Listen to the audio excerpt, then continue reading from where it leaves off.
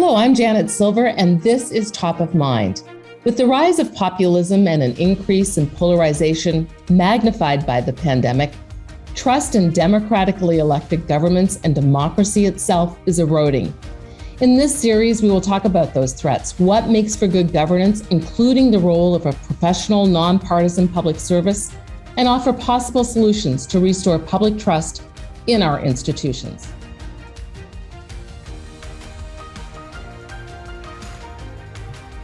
The Right Honourable Brian Mulroney led the Progressive Conservative Party to the largest electoral victory in Canadian history in 1984, becoming the 18th Prime Minister.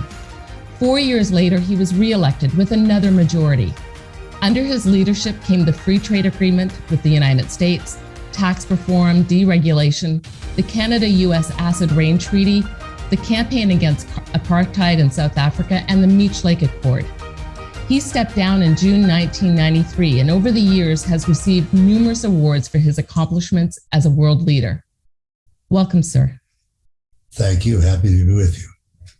Let's begin with that 1984 election campaign. This top of mind study, which the series is based on, was conducted in 2021 and focused on senior executive leaders working in all three levels of government. So if you don't mind, let's go back to that time in the campaign. And your message to the public service then was for them to ready themselves for, quote, pink slips and running shoes. What was your impression of the public service then? Well, the public service had been together with the Liberal government for 26 years. It had been 26 years since there had been a Conservative majority.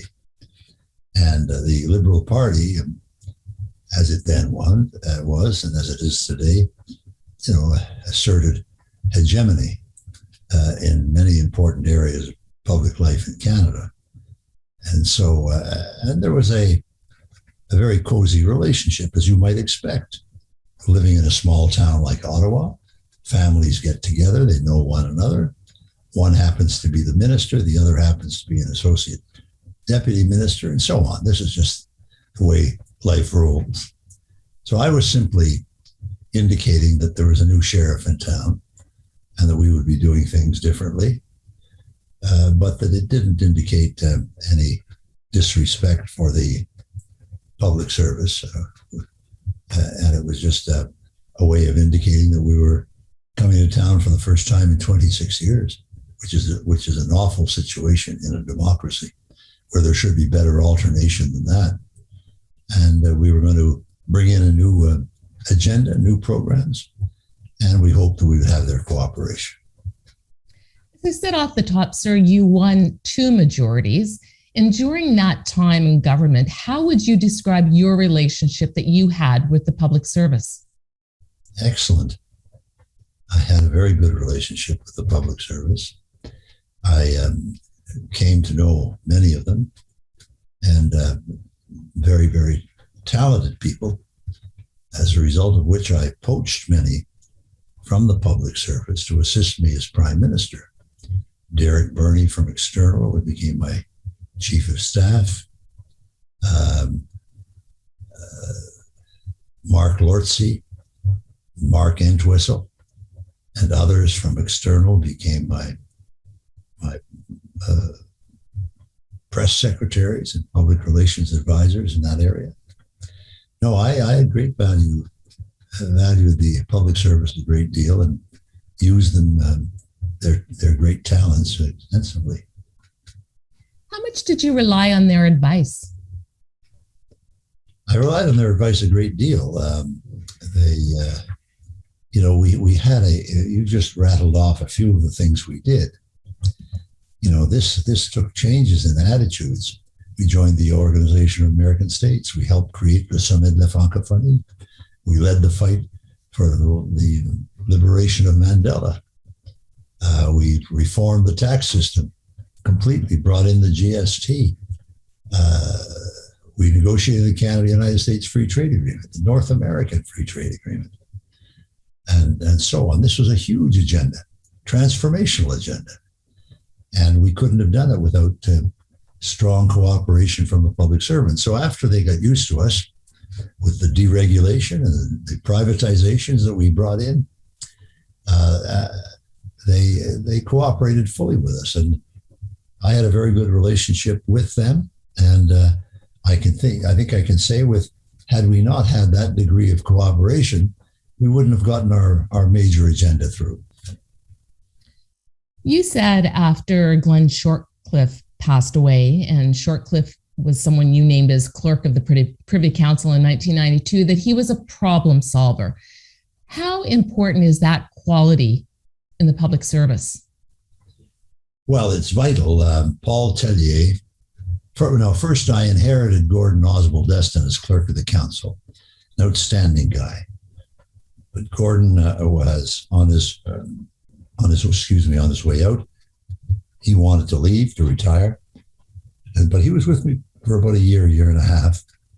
And then I had to select the new clerk of the council. I reviewed 40 candidacies, I remember. And then I called Paul Tellier up to Harrington Lake and appointed him. And he was outstanding as clerk of the council. And when the time came, I appointed Paul as president and CEO of the CNR. So he left Ottawa with Michael Sabia at that time. And I brought in Glenn Shortcliffe, who was in the same tradition of Paul, and great problem solver. Moreover, Paul Tellier established the gold standard in telling the prime minister the truth. He didn't varnish anything. It was all straight. He got the straight goods from Paul. And every morning I'd meet with Paul and Derek. And if I thought the newspapers were brutal, they were even more so when they thought that I was wrong or I was off base. And they didn't pull any punches. How would you describe the relationship between the prime minister and the clerk of the Privy Council, and how important is that relationship? It's indispensable. It is one without which the government does not properly function. I had implicit trust in Paul's integrity and his honesty and his loyalty, not to me as a political leader, but to me as the head of the government. And so Paul was extremely valuable, and he worked in close cooperation with Derek Burney, who was my chief of staff, who had been an assistant deputy minister in foreign affairs. So they had really grown up together in government, and they knew a lot more about the ins and outs than I did, and they were very, very helpful. Indeed, they were indispensable. You can imagine looking at this huge agenda that I brought in, and this ran counter to the previous government, Mr. Trudeau's agenda in many ways. I dismantled the National Energy Program. I dismantled FIRA. I negotiated the Canada United States Free Trade Agreement. We deregulated the banks, the financial sectors, and so on. There was a lot going on of major innovation and change, and I needed all brains on deck, and I got it through the public service. I had a very good cabinet and staff, and they were the ultimate deciders, of course. But to get things to that level, I needed the public service, and they were fully loyal and devoted. Speaking of change, in 1989, you initiated a number of reforms which still exist today in terms of the responsibilities of the clerk. Why was that reform so necessary for you? I just thought it would make a much more efficient running of the government. We had a lot to handle. I've neglected to mention the Meats Lake Accord, which was so important, and eventually Charlottetown. All of this took up talent and time. There was so much going on. We had the Acid Rain Treaty going on with America. We had the Gulf War. We had all of the things we've mentioned, which was a huge agenda for any government. And it was a particularly strong one for a new government like mine, and particularly one that a lot of the public servants found that they were in ideological opposition to this. I wanted to get rid of Petro-Canada because it was a waste of time and money. And a lot of the public servants wanted to keep it. I wanted to privatize Air Canada. This did not find favor with a lot of public servants. But, they accepted the fact that there was a new sheriff in town. I had been elected. I had a mandate from the people. And this was entirely legitimate things for me to do. And you may be interested that none of this, free trade, NAFTA, the GST, the privatizations, the deregulation, not a single one of them was ever reversed by a subsequent government. So that's got to tell you something. The Top of Mind survey that was conducted in 2021, talking to top executives at all three levels of government, you've seen a copy of the survey. What stood out for you?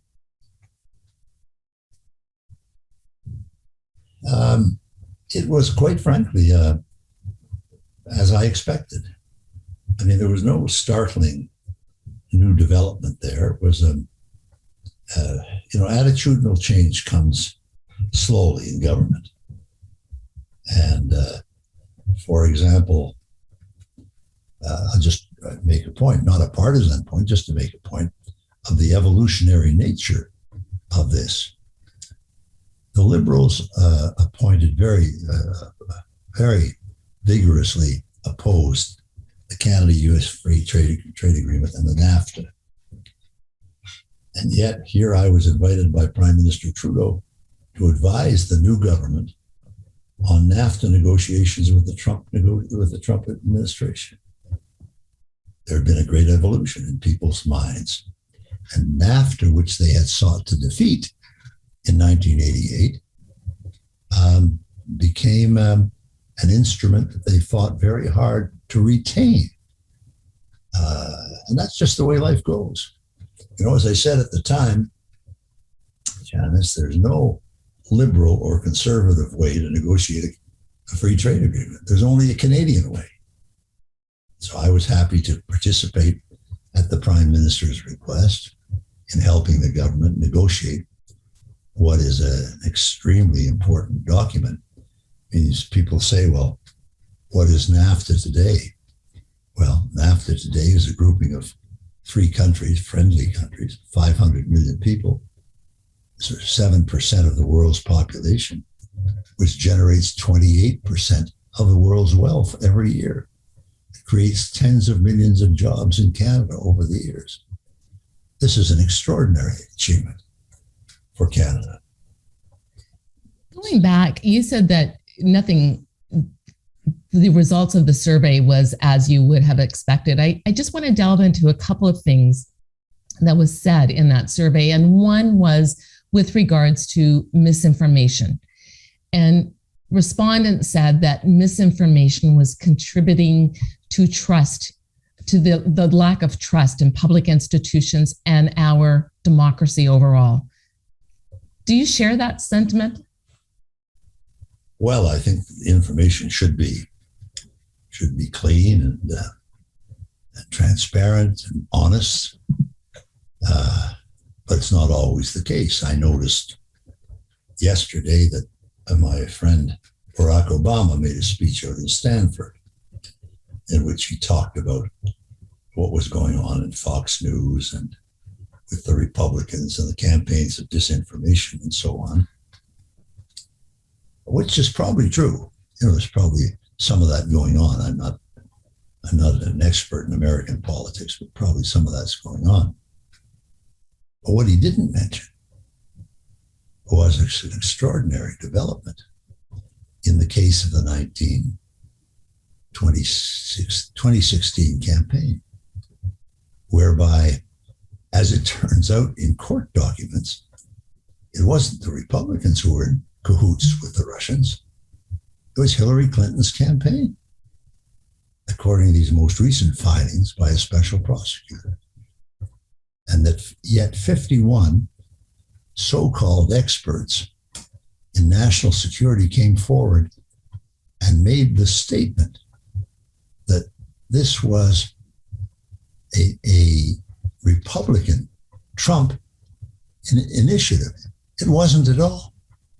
We now know that it was paid for by the Hillary Clinton campaign. We don't know how deeply involved the leaders were, but it's a complete, strong indication of, you have to be very careful when you're listening to this stuff, who's doing what to whom, because it works on both sides of the street. Whether it should, no, it shouldn't. It's a terrible reflection on our democracy, and we shouldn't have to operate that way. And I think it's disgraceful. The polarization that's taken place in the United States has now been transported to Canada. And here you've got people mimicking the Trump crowd, and you've got people mimicking the left-wing crowd in the Democratic Party. And why do you think nothing's getting done between Canada and the United States?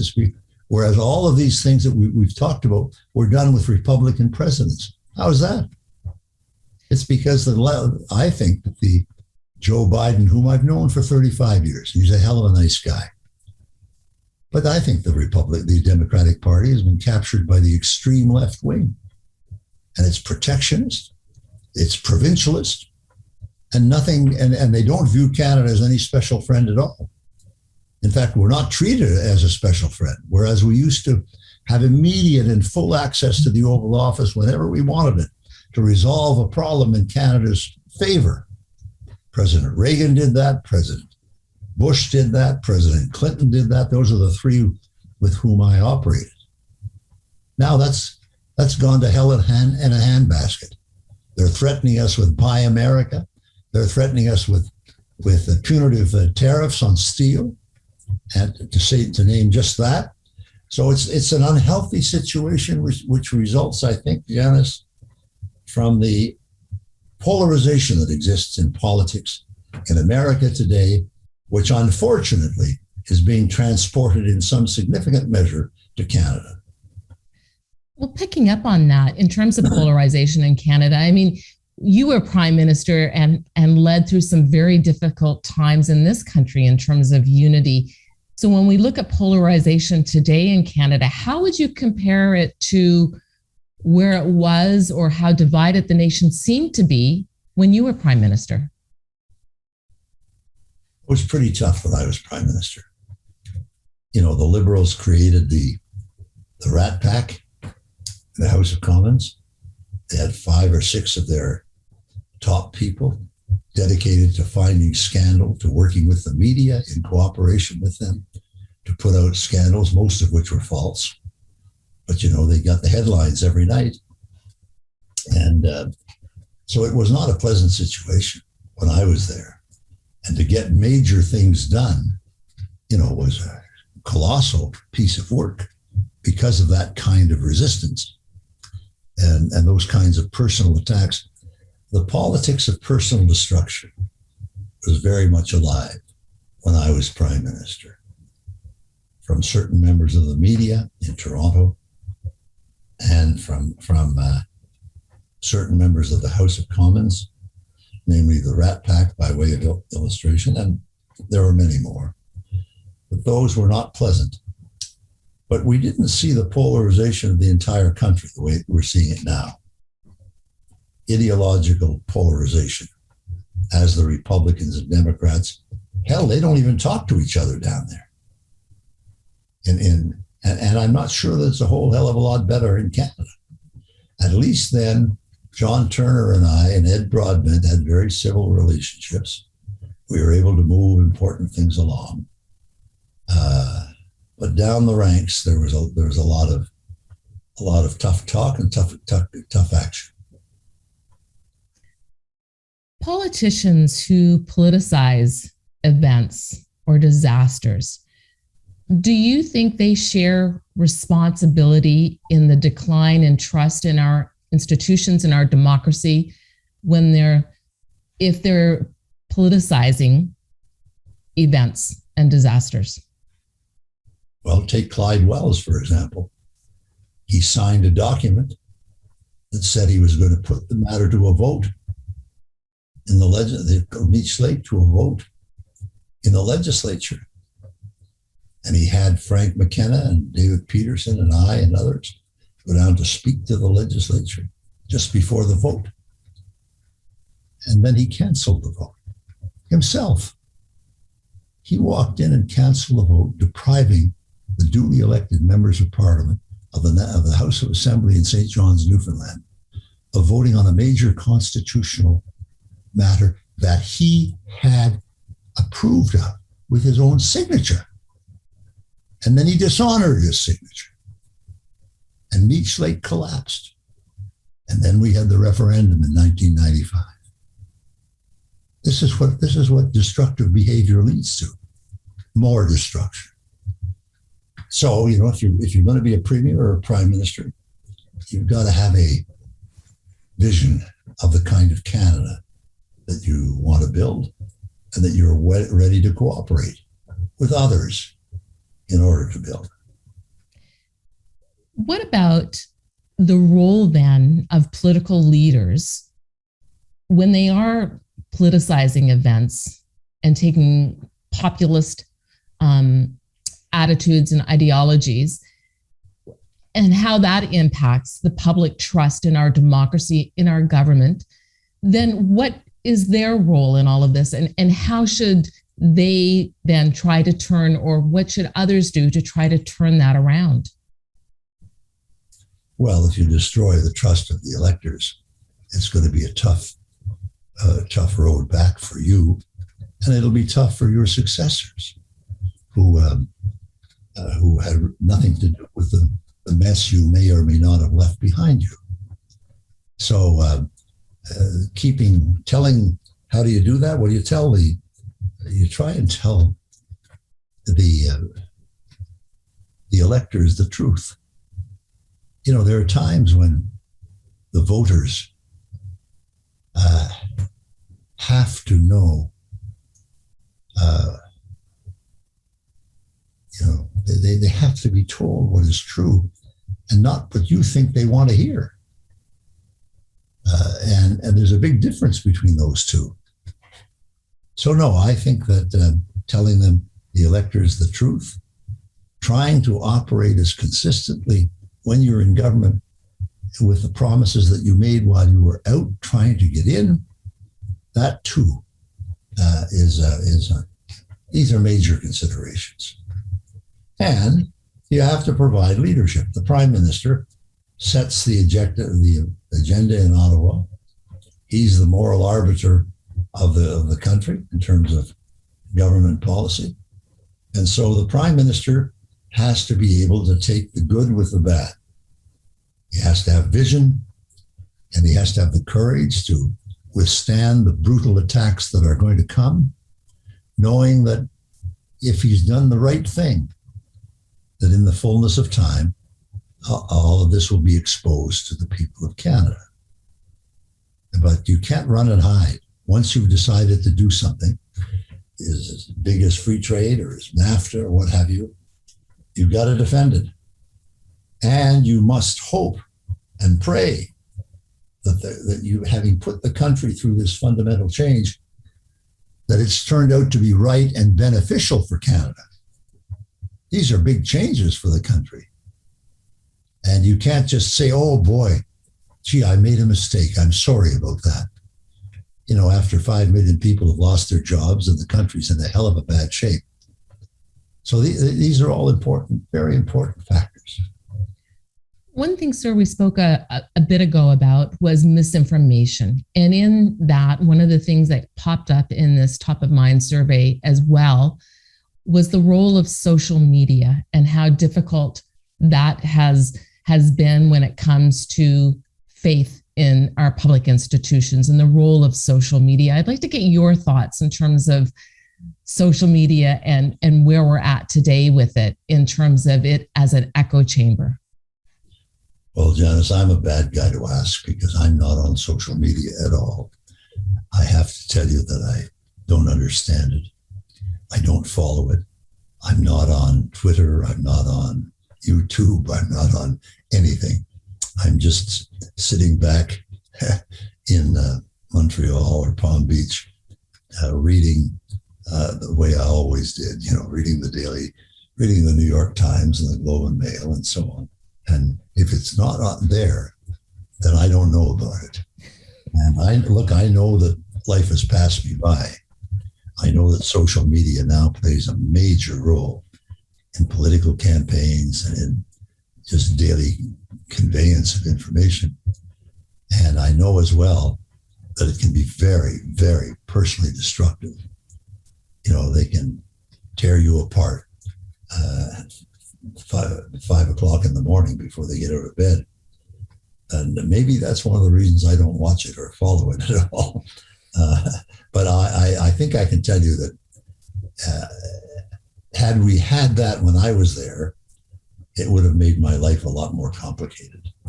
And so I have a lot of sympathy for today's leaders who have to deal with this kind of stuff. I remember once or twice somebody showing me some comments,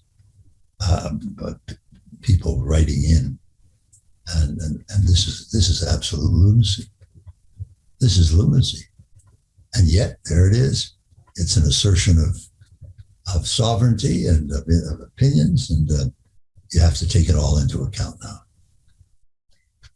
One of the other things that came up in the survey from the leaders the executive leaders in all three levels of government, what they said was one of the biggest challenges was poor collaboration between the three levels of government.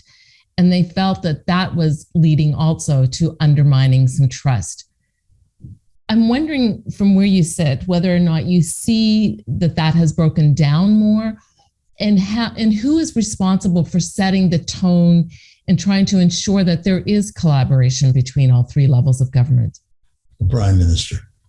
The Prime Minister is always responsible for the leadership of the Federation. And he is the one who has to provide the leadership, put some water in his wine with the provinces, make certain the municipalities are getting their fair share. No, he's the leader, and he can't shirk that responsibility. He's not always wrong. He may be right, and some of the provinces are particularly recalcitrant and unhelpful, and they don't want to get things done.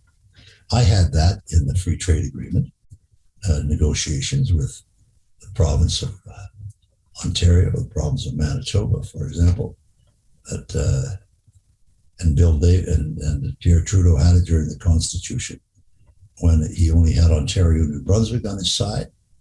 The other 8 provinces were out originally. So it's the leadership of our federation is extremely difficult. First of all, you have the linguistic challenge, which is important, has to be respected. Secondly, there are 10 provinces and now 3 territories in the second largest country in the world. I mean, just to get from Newfoundland to British Columbia for a meeting is quite a challenge. Margaret Thatcher used to say, in an hour, I can get from London to anywhere in the kingdom. And in an hour, Brian can't get to the airport. So distance has a lot to do with the challenges ongoing in Canada. People feel alienated because they live far away from Ottawa. A decision takes place that is poorly explained or poorly decided that impacts them negatively, and they feel left out and alienated and angry. And yet they're 3,000 miles away. You can't get there the next morning. So these are all failings built into our system, but the system is one of the greatest in the world. And Canada is one of the greatest countries in the world, or the most admired country, probably the most admired country in the world. And so we have challenges, and those are the challenges of leadership. Bill Clinton used to say that leadership is the capacity to look around the corner of history just a little bit. Well, that's the Prime Minister's job, to try and look around the corner of history today. And what does he see for Canada 5 years or 7 years or 8 years out? In my day, it was the challenge of globalization. I tried to look around the corner of history, and I thought the solutions to many of our problems would be free trade, would be NAFTA, would be profound tax reform, the bringing in of a consumption tax and getting rid of the 13.5% secret manufacturer's sales tax. I thought that it would be advantageous to Canada to complete the work of 1982 by bringing Quebec into the constitutional family. We would have avoided the referendum in 1995 and the coldness that you see today in that area. But you win some and you lose some in this business. When Meach was sabotaged, which it was, it didn't die. It was sabotaged. Well, that was like a death in the family as far as I was concerned.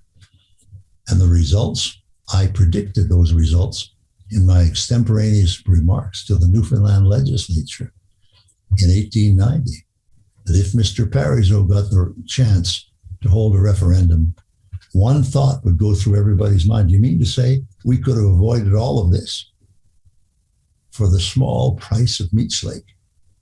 Well, when we came within 44,000 votes of losing our country, that wasn't a very happy situation. And that's also attributed to leadership or to the lack of leadership. I want to pick up on that because when the Prime Minister has a difficult relationship with a premier or a leader in the territories, as you had, and you've just referenced it with the former Premier of Newfoundland and Labrador, Clyde Wells, how does that impact the collaboration then, not just on the political level, but within the public service? Well, you cannot, if you're going to be a leader, you cannot be vindictive. Now, after Mr. Wells personally sabotaged Meech Lake, the issue that came to cabinet right after that was Hibernia. And to make Hibernia fly, which was very unpopular everywhere, including the editorial board of the Globe and Mail, all the leading papers in Canada, that required a $2.7 billion cash infusion and guarantee by the government of Canada to make Hibernia fly in Newfoundland. And I thought my caucus was largely opposed to it. The Quebec caucus was dead set against it. Many of the ministers were as well. The Department of Finance, we were in a recession. We knew we didn't have the money. But I thought that that there should be no retribution to Newfoundland for what Wells had done, the very pernicious thing that he had done, by betraying us all, by telling us there was going to be a vote and then canceling the vote so members of Parliament could not vote upon a constitutional amendment. I'd have had no trouble if the Newfoundlanders had gone to the House and voted against it, voted Meech Lake down. That's democracy. But when you deprive members of Parliament of a vote of a very important matter like that, then, you've got a real problem. So we went ahead with Hibernia. We put up $2.7 billion plus much other associated with the deal. And Newfoundland and Labrador became, as a result of that, a have province, ultimately paying equalization to Ontario. So, and that's just the way it has to go. You cannot be, if you're prime minister and you suffer a setback, or the country suffers a setback, as I did, and as the country did on the sabotage of Meech. They encouraged me to turn off the tap in terms of Newfoundland and Labrador, and I refused to do it. I said, this has to be good for Canada, and if it's good for Canada and the people of Newfoundland and Labrador, I'm going to do it. If Wells will have to live in history with what he did I'm not going down that road of mean-spiritedness and vindictiveness and betrayal. I am going to do right by the people of Newfoundland and Labrador, and I did, and I'm glad I did. So we've talked about, you had a very ambitious agenda while you were Prime Minister, a lot for the public servants and the public servants to get through. How did you inspire, and I'm not sure that inspire is the right word, but try to ensure that even though they may not have agreed with your agenda, that they were on board to get it implemented? Yeah, well, I think it was a question of, getting to know them and them getting to know me and my team. They participated in cabinet committees. They participated in discussions and so on. And then they saw the profile of our changes, which was a huge agenda, as you say. Said, hey, this is not bad. Maybe this is what Canada needs. And over time, and with a little success, when you see, well, look, anybody with a brain in his head can tell you that without the free trade agreement and NAFTA and the GST, the government of Canada couldn't function today. This is what eliminated the deficits. This is what allowed Paul Martin and Jean Chrétien to eliminate the deficits, the fact that they didn't cancel the GST or free trade or NAFTA. But that's good for Canada because public policy should be based on a continuum where you build on other people's successes. I didn't come in and reinvent the wheel. I came in with new people and new policies to try and advance Canada, to make Canada a better place. And in some ways we did. So I think civil servants understood that. And there were a lot of them working very closely with us. And we needed their advice and their expertise. And a lot of good things happened. Speaking of advice, if the Prime Minister were to ask you for advice on the public service renewal, what would you say? I'll treat them fairly, pay them well, and inspire them with big ideas, with a vision for the country, and let them know how indispensable they are to the well-being of a government and to a country. These are not second-class citizens or people to be abused or insulted. You're going to get some, it's like a political party or prime ministers or anything. You're going to get some who are good and some who are bad. But 99% of the public service is excellent and deserves the credit and the gratitude of the Canadian people. What advice would you give someone who may be considering a career in public service? Well, we've established down at St. FX University the Brian Mulroney Institute of Government, which is strictly non-political. And it's got lots of scholarships that we funded. And it's designed to take young people and train them for major roles in government, not just the government of Canada, but the Bank of Canada, the IMF, the World Bank, the OECD, to give them an important international degree, the United Nations degree of training before they return to Ottawa and do even better work for their compatriots and with their colleagues. So I think that we have to pay attention to the training of our young bureaucrats, not just throw them into the water and say, well, you're going to be an immigration expert with no clue as to what immigration is and how it fits in to the value of our country and how we need a growing population to meet our obligations down the road. I mean, hell, I've been going around saying that Canada has to increase its population from 38 million to 75 million, 75 to 100 million. This has to be done. We have problems like productivity. Hell, our productivity is lower than the state of Mississippi. we've been living too long on dining out on our resources. We've got severe challenge. What about negotiate a free trade area of the Americas? 34 countries with 1 billion people, with over $30 trillion in goods and services. Canada right at the heart of that with the United States. There's a challenge for you. We have to get rid of the racism in Canada and the anti-Semitism in Canada. This doesn't happen overnight, but it has to be. We've got to get it done, and we've got to solve the problem, the challenge of our Aboriginal peoples.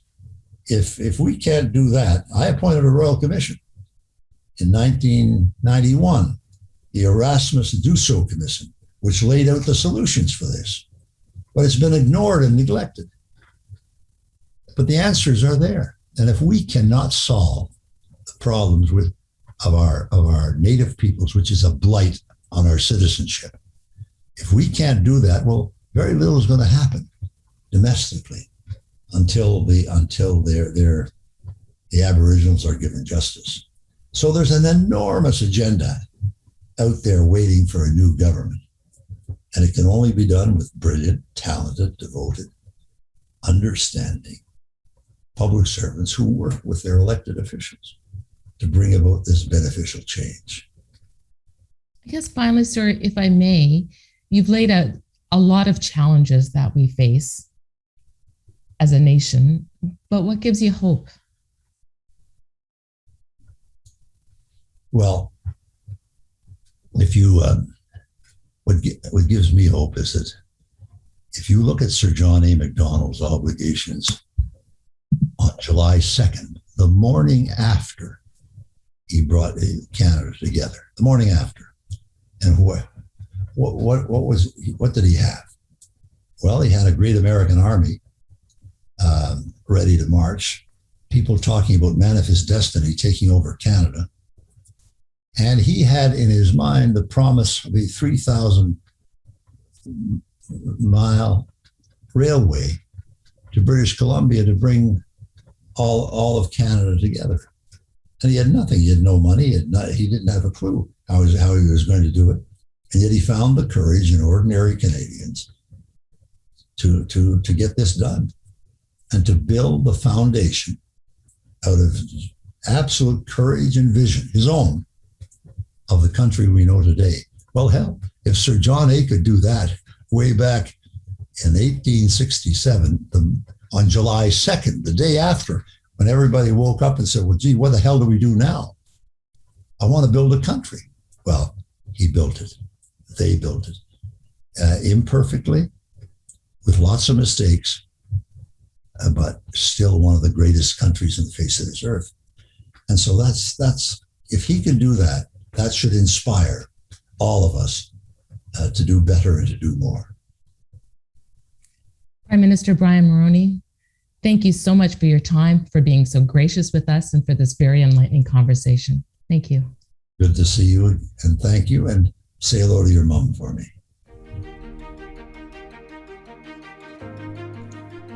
Top of Mind is a joint partnership between the Institute of Governance and the Brian Mulroney Institute of Government, sponsored by Syntax Strategic, a leading communications firm in Ottawa. I'm Janet Silver. Thank you for joining us.